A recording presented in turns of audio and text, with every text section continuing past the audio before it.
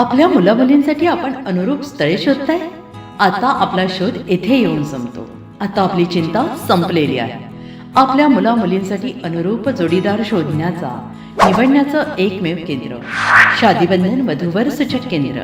या संस्थेमध्ये सर्व समाजातील 70,000 पेक्षा जास्त स्थळे नोंदणी असलेले असे शादीबंधन वधूवर सूचक केंद्र.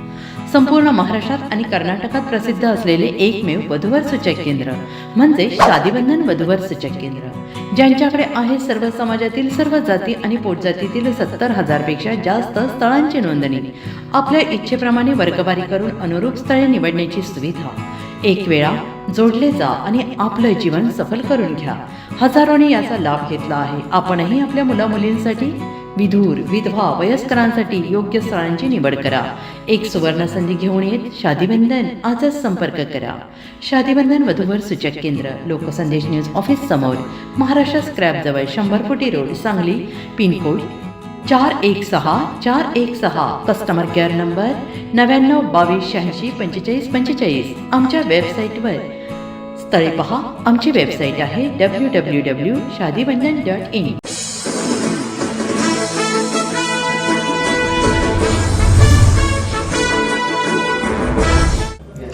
नमस्कार, लोकसंदेश न्यूज चॅनलमध्ये आपलं स्वागत आहे.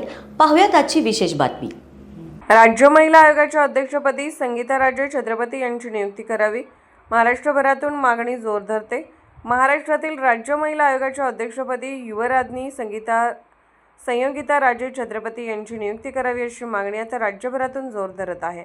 महाराष्ट्र स्वराज्य पक्षाचे विदर्भ निमंत्रक अनिल पाटील यांच्यासह अनेक शिवभक्त आणि विविध स्तरातील नागरिकांनी ही मागणी पुढे रेटली आहे.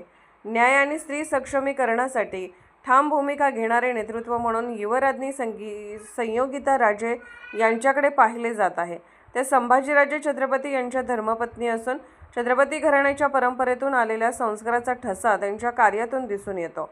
महिलांना न्याय मिळवून देण्यासाठी संवेदनशील आणि प्रभावी नेतृत्व देण्याची क्षमता त्यांच्यात असल्याचा विश्वास व्यक्त केला जात आहे. स्वराज्य पक्षाचे राज्य सदस्य गोपाल भिसडे यांनी देखील या मागणीला पाठिंबा देत राज्य महिलाच्या आयोगाच्या अध्यक्षपदी संयोगिताराजे छत्रपती यांची नियुक्ती ही संविधानिक पदाला न्याय देणारी ठरेल असे मत व्यक्त केले.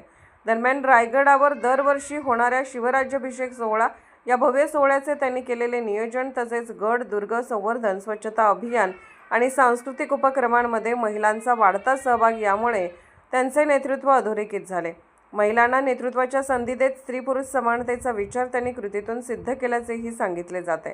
तसेच कोल्हापूरमधील महालक्ष्मी मंदिर परिसरात नवरात्र उत्सवाच्या निमित्ताने राज्यभरातील महिलांना एकत्र आणून त्यांच्या कार्याचा सन्मान करण्याचे उल्लेखनीय कार्यही त्यांनी केले आहे. राज्यात महिलांवरील वाढत्या अत्याचाराच्या पार्श्वभूमीवर ठाम, निर्भय आणि संवेदनशील नेतृत्वाची गरज व्यक्त होत आहे.